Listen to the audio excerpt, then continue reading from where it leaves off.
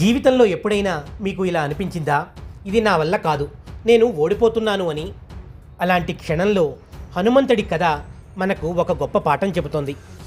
రామాయణంలో హనుమంతుడు కేవలం బలశాలి కాదు, ఆయన భక్తి, ధైర్యం, విశ్వాసానికి సాక్షాత్ రూపం. లక్ష్మణుడు యుద్ధంలో మూర్ఛపోయినప్పుడు అందరి ముఖాల్లో నిరాశ కనిపించింది. ఆ సమయానికి ఒకే ఒక భక్తుడు ముందుకు వచ్చాడు. ఆయనే హనుమంతుడు.